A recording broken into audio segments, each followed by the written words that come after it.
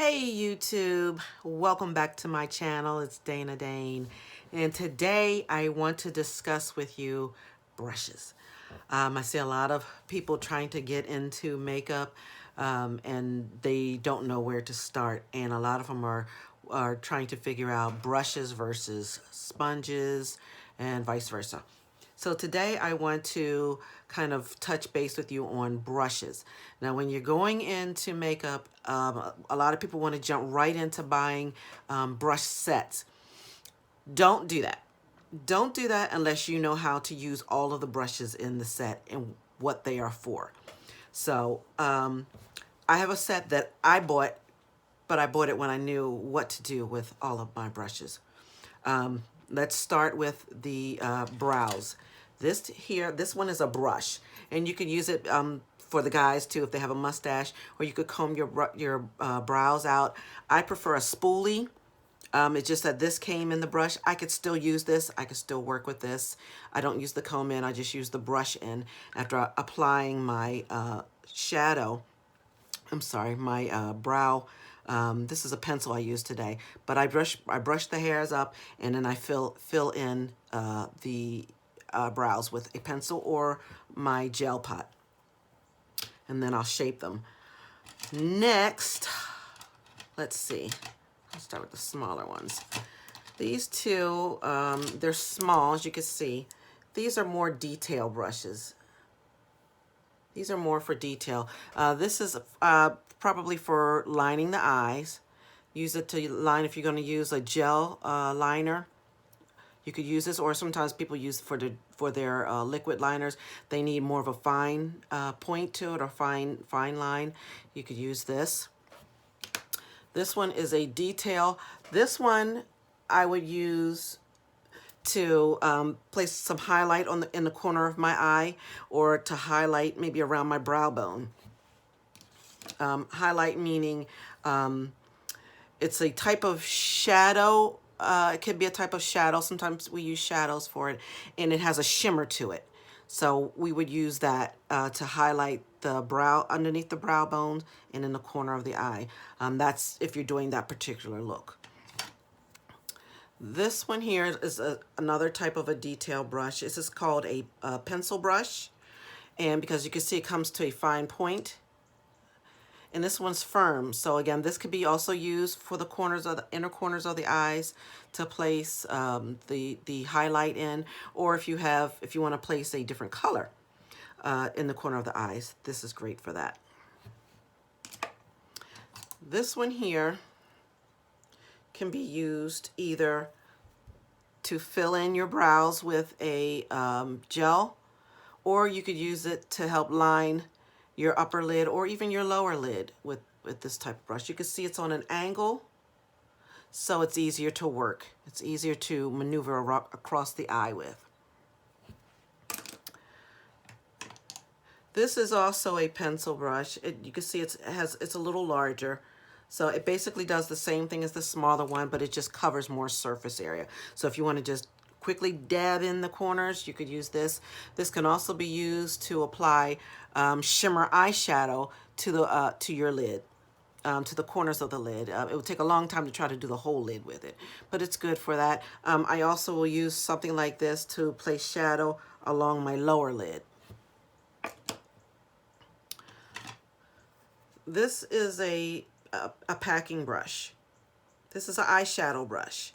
And what you do is for this one, when you have your eyeshadows, you pile it up on there, you pack it on that brush, and you place that on your lid. This is probably one of the more common brushes that you've seen. And that is for eyeshadows.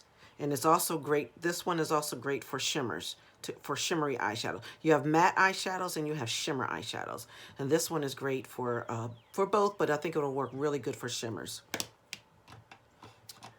Then we have a larger, this is also a packer, and as you can see, it's larger than this one. So again, it covers more surface area. I have hooded lids, and as you can see, my lids create a hood or like a veil right across my lid. So because that's called a hooded lid. So a lot of times I could use these to do my design and give it more detail than this. If I do a one shadow look, if I'm just putting one color on my lid, then a lot of times I'll use something like this and just place it on my lid. This is a buffing brush. And what you do is if I place the shadow on my lid, I will use this brush because it's fluffy. It's fluffy. So it's going to help me spread that shadow. And I'll just buff all around the outer part of my eye, the upper part of my lid with this type brush. It expands the shadow for you. This, you can see, is it's more of a flat brush. This is a crease brush. So if I just want to put shadow just right in my crease area, this is great for that. And I just place the shadow right on the tip and I work it in there. And it's also great for the upper part, the flat part rests right up against the upper part of my lid. So it's also great for extending shadow to that area. This one is also a shadow brush. This is just, it has a different shape. And this one is a little more fluffy than the other ones. The other ones are great for packing color in. And this one is great for kind of just simply placing your shadow. And these are all Morphe brushes that I'm showing you. Come from the Morphe set. This is a detail brush. And again, sometimes you see people do like designs, little lines and little fancy designs on their eyes. And a lot of times these are great for that, the detail brush. All right, now we're getting into the big boys. This here is a dual fiber foundation brush. And you can see it has, this is one type of brush and up top is a separate type, and they flare out more. And this is great for putting on your foundation and you just place it on, and this is for brushing your foundation and extending your foundation all across your face.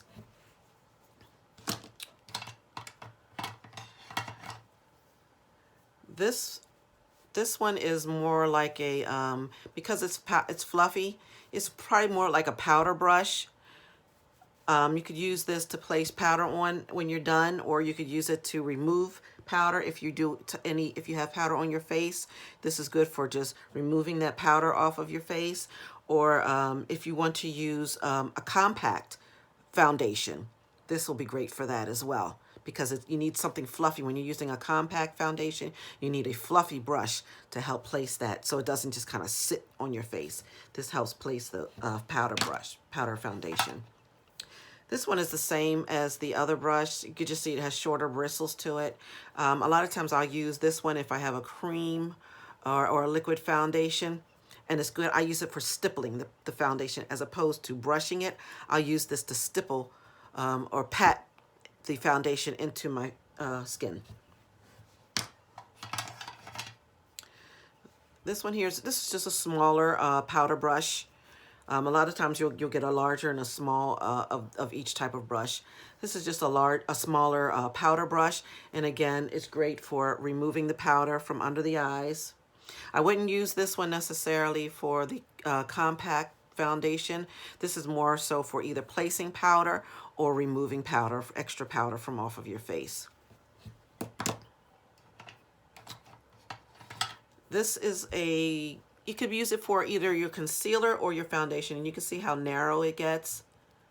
It's flat. It's a flat brush, and this is great. Sometimes this can be used if you have foundation. I like to place it on the back of my skin, a liquid foundation, because my skin will warm up that foundation. And I'll place this in the foundation and just brush it onto my skin. And then what I'll do is go back with one of either my stipple brush or my foundation brush and blend it all in a little better. If you use just this, you might end up with streaks in your foundation. So I just use this simply for placement. It's also good for concealer. Concealer I use after I put my foundation on, because I don't want my face to just look blank. I want it to have dimension to it. So I'll put a lighter concealer under my eye, and I'll use this to pack that concealer in, just to kind of pack it into my skin so that everything blends in nicely. And again, this is the same, but it's just a smaller version. And this one is good for also placing the concealer. These are also good too if you want to, if you're using like an eye primer. I use concealer on my eye, but if you use an eye primer, this is also good for brushing that primer onto your lid. This is a blending brush for your eyes again, and you can see how long the bristles are and how fluffy it is. And this is great for if I'm placing eyeshadow on, and again I want it to blend together. I want to blend my two shades together, or if I want my one shade, I just want to blend it out and extend it, and just kind of make everything look copacetic. Make everything look like it blends together. This is great for that. It's a blending brush. This, as you can see, it's a large brush again. This is a powder brush, and again, it's fluffy. I use this type of brush when I'm finished all of my makeup and I want to put a setting powder on. I could also use this if I use a compact foundation, because it's big and fluffy and I'm going to get a lot of coverage with it. And this is good for finishing powders, or you could use it to brush it off. A lot of these brushes are versatile. It's just a matter of knowing what to do with them. The best thing I could say is if you do get a set of brushes, and if you plan on really trying to get into makeup and applying different types of makeup, if you do get a set, play around with it. Just play with it. What I used to do was just look up the brush, see what it was used for, and then play around with it for that purpose. And that's how I started learning the brushes. This one you can see is on an angle. So this one is great for when it's on an angle like this, and it's a bigger brush. That usually tells you that it's usually for your cheek area.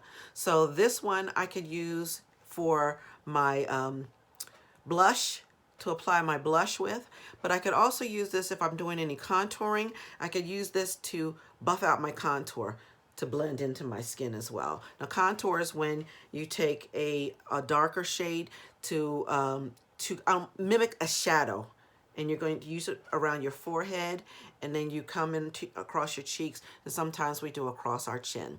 And this can help blend that all out. And this is an angled contour brush, or angle brush. Lastly is the fan brush. Now this is a large fan brush. They come smaller than this, but this is my Morphe fan brush, and I love this brush. So, and I use this when I'm placing, again, we were talking about the highlight that goes in the inner corner in the brow. You could also place highlight across your cheek.